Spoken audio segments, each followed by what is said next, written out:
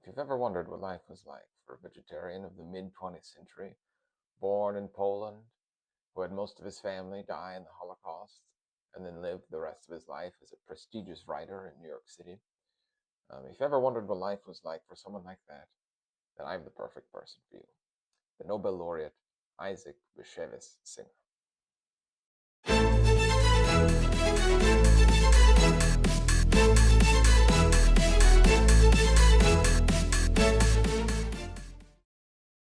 Welcome back to Threpticon. Today's subject is Isaac Bashevis Singer, a vegetarian Nobel laureate. Who was Isaac Bashevis Singer? He was born in 1903 in what is now Poland. At that time, it was part of the Russian Empire. He immigrated to the United States in the 1930s, escaping World War II and the Holocaust.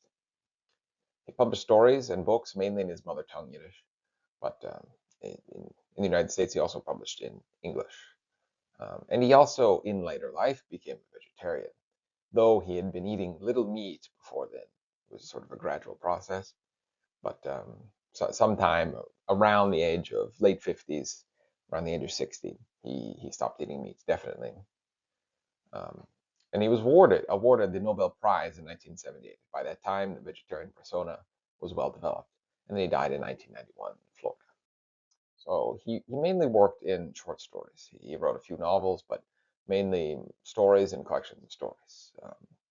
Some of them set in his childhood Poland, some of them set in New York City, and in different places. And he also has a story set from an animal point of view. There's Latte the goat, um, in which there is a fur, so a man who sells fur for a living. So very animal killing profession. He needs to sell his goat, but then eventually the goat gets saved, and people realize that the goat gives more value being alive.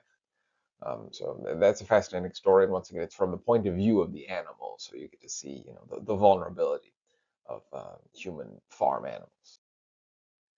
Um, and like everyone, he didn't just come up with vegetarianism on his own. There was someone who inspired him, and mainly his inspiration was another writer named Melech Ravitch, born in 1893, died in 1976, who, like Singer, was a Yiddish language writer.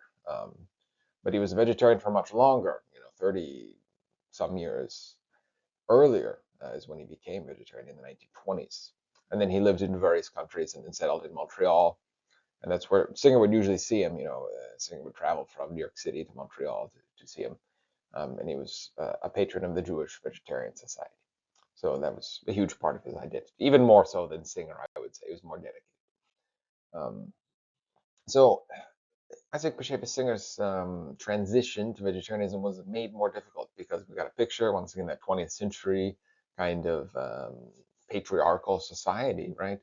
So I don't picture him really doing cooking, a lot of cooking. So he had to basically tell his wife, hey, you have to make me meatless food now, which she was not happy about. So I have a quotation here. Characteristically and significantly, the move to vegetarianism created another barrier between husband and wife.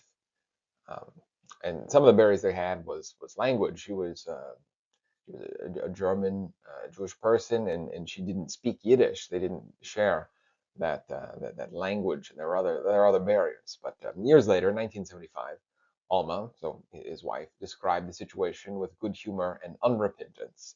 My three favorite dishes are turkey goulash, rare roast beef, but my husband's been a vegetarian for the past 15 years. No meat or fish. He does eat eggs. So a big part of our life is played by mushrooms. I make sauteed mushrooms every day. He loves them. So, once again, showing that he was kind of dependent upon sort of the domestic cooking of his wife, which could have been an obstacle to him being a vegetarian. Anyway, take a look at the next slide. He was driven definitely by compassion and also the cultivation of a gentle public persona. So that's a huge part of it. Even today, it's part of someone's identity. In the Western world, you say, "I am vegan, I am vegetarian." It's part of your essence, right? In 1968, Bashevis commented, "I feel that since I'm a vegetarian, that not only man, but even the animals belong to my community. They suffer just as we do. They're made of blood and flesh. So that's an interesting idea. It's talking about sort of we, us, the community.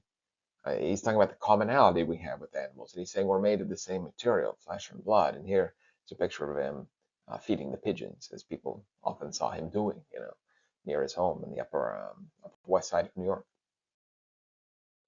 So this is a brief one today.